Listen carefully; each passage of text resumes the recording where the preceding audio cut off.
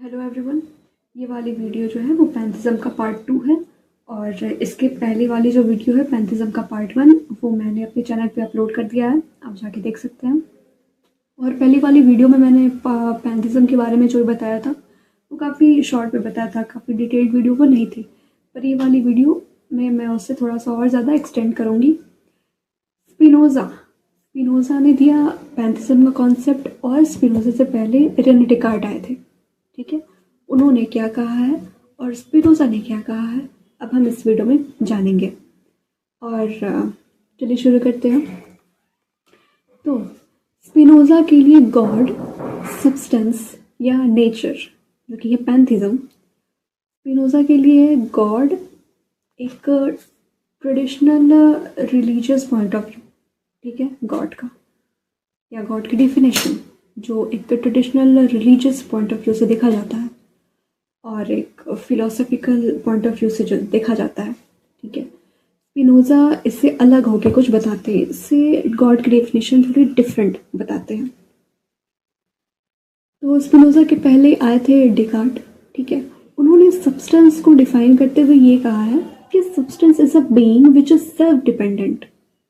याद रखिएगा कि डेकार्ट ने कहा था कि substance is a being which is self dependent. ठीक है, और फिर फर्दर वो सब्सटेंस को डिवाइड करते हैं into parts, that is absolute and relative substance. तो स्पिनोज़ा का जो गॉड का डेफिनेशन है वो इससे थोड़ा सा डिफरेंट है। ठीक है, वो कहते हैं कि substance is that which exist through itself and conceive through itself. ठीक है, which exist through itself and conceive through itself. कहते हैं कि अगर डेकार्ट की बात को भी मान लिया जाए, अगर उसके डेफिनेशन को भी मान लिया जाए कि गॉड जो है वो सेल्फ डिपेंडेंट बीइंग है या सेल्फ डिपेंडेंट एंटिटी है, तो ऐसा सब्सटेंस दो कैसे हो सकता है? अगर कोई चीज़ सेल्फ डिपेंडेंट है तो वो दो कैसे हो सकती है? और उसने अपने जैसे अपने डिफिनेशन में सब्सटेंस के दो पार्ट्स बताए हैं, एब्सोल्यूट और रिलेटिव सब्सटेंस। तो स्पिनोज़ा कहते हैं कि ये जो रिलेटिव सब्सटेंस का जो कॉन्सेप्ट है ये तो सेल्फ कॉन्ट्राडिक्टरी है। अगर सब्सटेंस सेल्फ डिपेंडेंट है तो फिर वो रिलेटिव कैसे हुआ? क्योंकि रिलेटिव होने के लिए आपको किसी और के ऊपर भी डिपेंड होना पड़ता है, आप किसी और से कनेक्टेड होते हैं, तब जाके आप रिलेटिव कहलाते हैं, या कोई भी चीज़ रिलेटिव कहलाती है। अगर कोई चीज़ रिलेटिव है तो वो सेल्फ डिपेंडेंट कैसे है? ये स्पिनोज़ा क्रिटिसाइज करते हैं डेकार्ट को। तो पॉसिबली ये रीज़न हो सकता है कि स्पिनोज़ा ने थिंकिंग सब्सटेंस और एक्सटेंडेड सब्सटेंस को नॉट सब्सटेंस बताया बल्कि एट्रीब्यूट्स ऑफ सब्सटेंस बताया, जो मैंने आपको पिछले वीडियो में बताया था कि माइंड का काम है थिंकिंग करना और ब्रेन का और बॉडी का काम है एक्सटेंशन करना। ठीक है, तो जैसे डेकार्ट ने बताया कि एब्सोल्यूट और रिलेटिव सब्सटेंस होता है, और उसने उस चीज़ को सब्सटेंस बताया। तो सब्सटेंस का काम जो है, सब्सटेंस जो है वो सेल्फ डिपेंडेंट है, सेल्फ एग्जिस्टिंग है और सेल्फ कंसीव्ड है, मतलब कंसीव थ्रू इटसेल्फ है। तो ये कैसे किसी चीज़ में डिवाइड हो सकती है, या इसके दो पार्ट्स कैसे हो सकते हैं, या रिलेटिव कैसे हो सकता है ये? तो इसलिए स्पिनोज़ा, हो सकता है कि यही कारण है कि स्पिनोज़ा ने सब्सटेंस के दो एट्रीब्यूट्स बताएं, थिंकिंग और एक्सटेंशन, ना कि सब्सटेंस को ही बता दिया कि ये थिंक कर सकता है और इसका एक्सटेंशन हो सकता है। उन्होंने उसके दो एट्रीब्यूट्स बनाए, दो मॉडिफिकेशंस किए सब्सटेंस के, और बताया कि एक का काम है थिंकिंग करना और एक का काम है extension. Mind is equal to thinking और body is equal to extension. तो अब यहाँ पे हेगल की एंट्री होती है। ठीक है, हेगल रेजेस अ क्वेश्चन कि इस दुनिया में कोई भी चीज़ या कोई भी सब्सटेंस सेल्फ कैसे हो सकता है?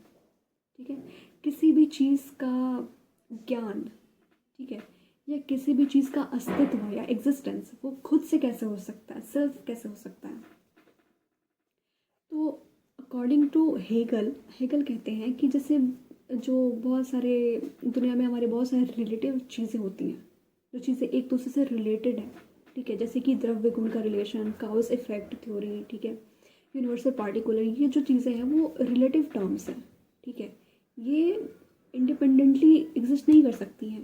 अगर काउस है तो उसका कुछ ना कुछ इफेक्ट होगा, कुछ इफ़ेक्ट है तो उसका कुछ ना कुछ काउज ज़रूर होगा। अगर कोई चीज़ यूनिवर्सल है तो वो पार्टिकुलर ज़रूर होगी कहीं ना कहीं, कोई चीज़ उससे रिलेटेड। और कोई चीज़ अगर पार्टिकुलर है तो यूनिवर्सल भी होना तय है।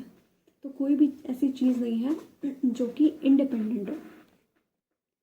तो यहाँ पर H.A. विल्सन अपनी किताब जो फिलोसफी ऑफ स्पिनोज़ा है उसमें लिखता है कि एवरीथिंग इज़ रिलेटिव दो everything is relative how ever the only exception is substance.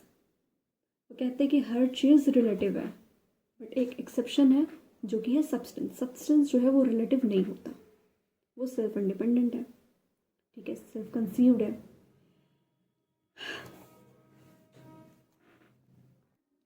Substance जो है वो डायरेक्टली नोन है, ठीक है।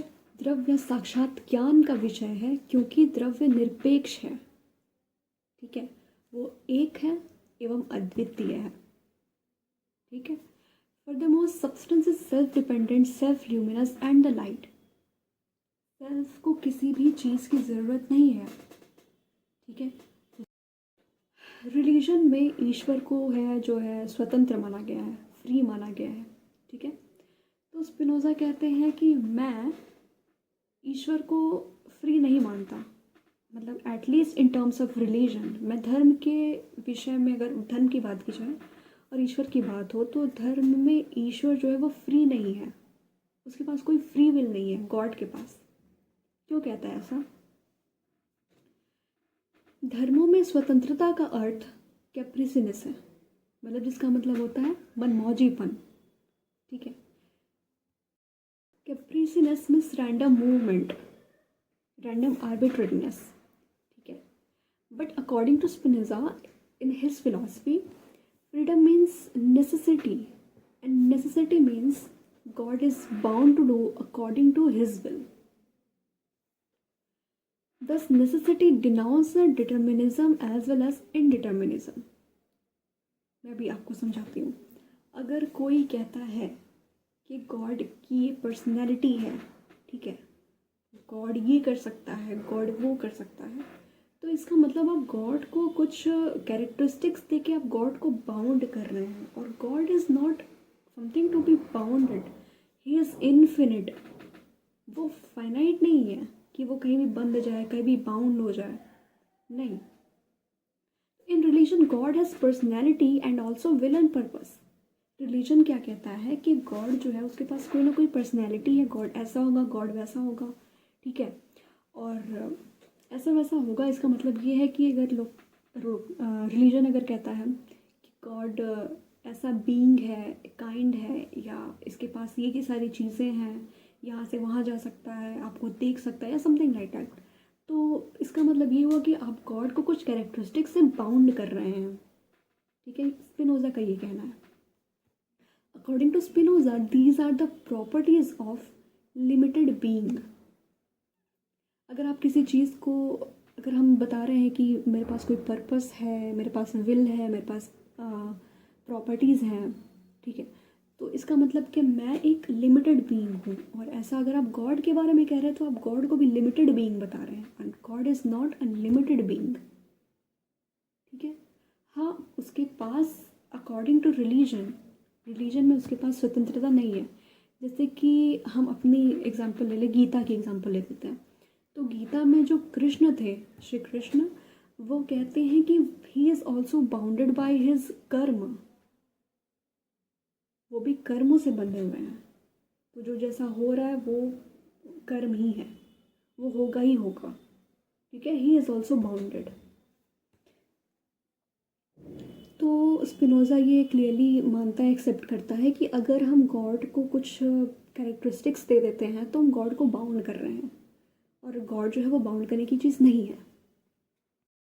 अब स्पिनोज़ा ये कोट करता है कि every determinism is negation, every determinism is negation. इसका मतलब होता है कि स्पिनोज़ा अपने ईश्वर को निर्गुण और निराकार मानता है, ठीक है, एट्रीब्यूटलेस, फॉर्मलेस, शेपलेस, ठीक है। But it is important to mention कि स्पिनोज़ा अगर ये कहता है कि गॉड एट्रीब्यूटलेस है, ठीक है, फॉर्मलेस है और शेपलेस है, इसका मतलब ये नहीं है कि गॉड के पास कोई शेप नहीं है, कोई फॉर्म नहीं है, इसका मतलब ये है कि लिमिटेड शेप, लिमिटेड फॉर्म्स या लिमिटेड एट्रीब्यूट्स नहीं है गॉड के पास। तो he is attributeless, formless and shapeless. जो कुछ भी है गॉड के पास वो अनलिमिटेड है, वो चीज़ों को लिमिट नहीं कर रहा है कि हाँ नहीं है या फिर थोड़ा सा है या फिर 1 2 3 4 है, नहीं है और बहुत ही ज़्यादा है, इनफाइनाइट है। ठीक है। Actually there is a limitation of our thought and language. हम मनुष्य, हम इंसान, हमारे पास लैंग्वेज और थॉट्स, एक्सटेंशन, हर चीज़ का लिमिटेशन है। हम लोग हर चीज़ लिमिट में ही कर सकते हैं कि हमारी प्रॉपर्टी है, बट गॉड की जो प्रॉपर्टी है वो अनलिमिटेड है। अब प्रॉपर्टी नहीं कहेंगे क्योंकि अगर हम प्रॉपर्टी से बांध देते हैं गॉड को फिर वो फाइनाइट बीइंग हो जाता है। ठीक है। तो इसलिए स्पिनोज़ा जो है वो ईश्वर को कहता है निर्गुण है, निराकार है। ठीक है। Furthermore the Greek philosopher Xenophanes और जिनोफेनीज भी कह सकते हैं उनको, उनका नाम था, also accept that God is attributeless, formless and shapeless. फिर ग्रीक फिलोसफर आते हैं जिनोफेनिज्म और वो कहते हैं, वो भी इसको एक्सेप्ट करते हैं कि गॉड जो है उसका कोई फॉर्म नहीं है, कोई एट्रीब्यूट नहीं है और कोई शेप नहीं है। ठीक है। आज की वीडियो शायद काफ़ी ज़्यादा लंबी हो गई है और मिलते हैं अगले वीडियो में अगले पार्ट के साथ। काफ़ी लंबा है ये पैंथिज्म जो है वो काफ़ी लंबा है, but I hope it is really very interesting, at least for me. तो शायद आप लोगों को भी अच्छा लगेगा। मेरे पास ऑफ कोर्स नोट्स हैं, बहुत ही ज़्यादा लंबा है ये। मिलते हैं अगली वीडियो में। कीप वॉचिंग माई वीडियो और subscribe if you are new to my channel. Thank you so much.